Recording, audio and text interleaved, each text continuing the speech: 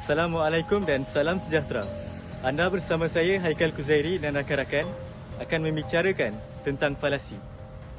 Dalam masyarakat kita pada hari ini, ramai yang percaya bahawa cara lama dalam perniagaan adalah sentiasa yang terbaik. Dan ramai juga yang percaya bahawa lelaki memang akan curang. Tapi, adakah semua itu benar atau hanyalah satu falasi? Ikuti pendedahan kami hari ini. Kebenaran akan terbongkar. Apa itu falasi? Falasi boleh didefinisikan sebagai kesalahan dalam berfikir yang menyebabkan hujah nampak sah tetapi sebenarnya mengelirukan. Ia berlaku apabila kesimpulan dibuat berdasarkan premisi yang lemah atau tidak relevan. Terdapat dua jenis utama falasi, iaitu falasi formal yang melibatkan kesilapan dalam struktur hujah dan falasi tidak formal yang berpunca daripada kesalahan kandungan atau konteks walaupun struktur hujah kelihatan betul. Memahami falasi penting agar kita boleh menilai hujah secara kritis dan elak terpengaruh dengan maklumat salah, terutamanya dalam pendidikan, politik dan media. Dalam kehidupan seharian, falasi boleh menyebabkan keputusan tidak bijak, menyebar kebencian dan merosakkan komunikasi. Oleh itu, kesedaran tentang falasi membantu membina masyarakat yang berintegriti, rasional dan etika. Baiklah, kita mulakan dengan falasi yang pertama, iaitu falasi kepercayaan. Korang tahu ke apa itu falasi kepercayaan? Falasi kepercayaan ni dia berlaku apabila kita menganggap sesuatu perkara itu betul hanya kerana telah lama diamalkan atau dipercayai.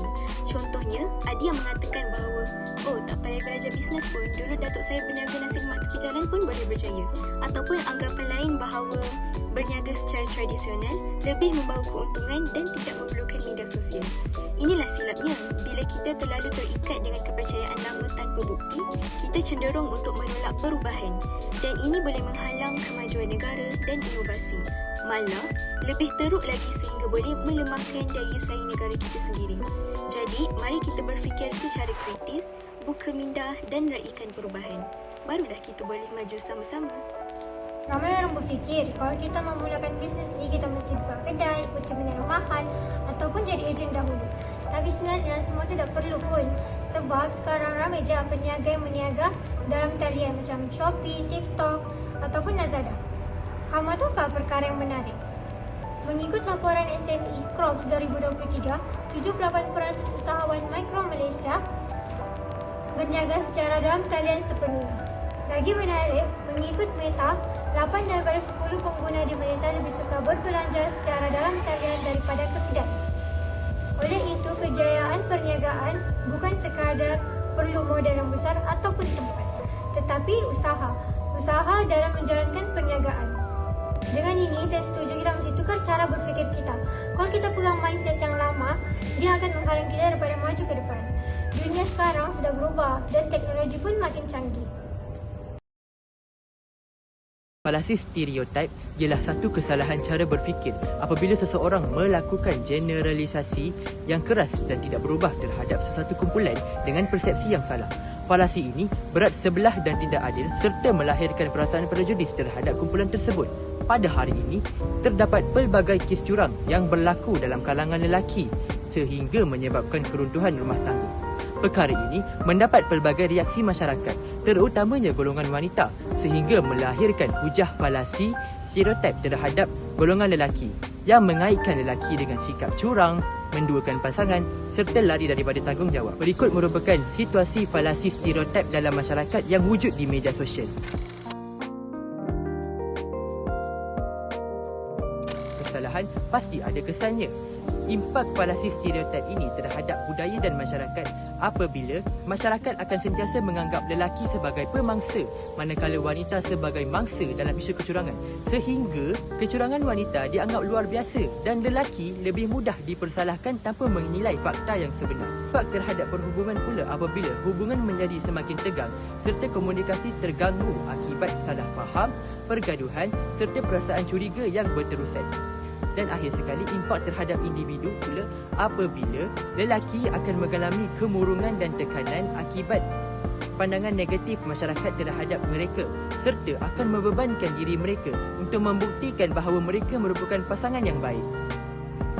Pernyataan lelaki selalu curang merupakan satu falasi stereotip yang tidak berasas. Kajian oleh Institute for Family Studies 2020 menunjukkan 20% lelaki dan 13% wanita pernah curang.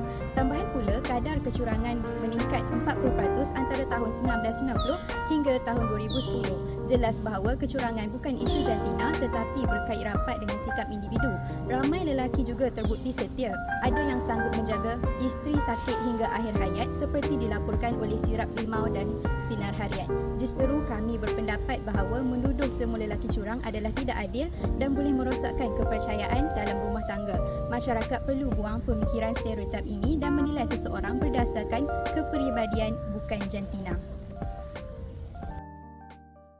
Pengajaran yang kita boleh dapat daripada kedua-dua falasi itu tadi adalah yang pertama, jangan terus percaya hanya kerana itulah cara yang selalu dibuat. Zaman dah berubah dan kepercayaan lama tak semestinya betul. Kita perlu nilai semula dengan bukti dan pemikiran logik. Kedua, hentikan stereotip iaitu tak semua lelaki curang. Menyamaratakan satu kumpulan hanya kerana salah seorang itu tidak adil dan boleh merosakkan hubungan serta kepercayaan. Yang ketiga, fikir dahulu sebelum percaya. Media sosial penuh dengan maklumat tetapi tidak semuanya benar. Jadi, semak fakta dan cara hujah disampaikan sebelum kita kongsi atau bertindak. Bukan semua tradisi itu salah, tapi bukan semua yang lama itu betul. Dan bukan semua lelaki itu curang, seperti mana bukan semua wanita itu setia. Fikir sebelum percaya dan nilai sebelum menghukum. Falasi bukan sekadar salah faham. Ia memusnahkan kepercayaan dan menutup segala ruang perubahan. Jangan biarkan diri anda terus diperdaya. Sekian, Assalamualaikum warahmatullahi taala wabarakatuh.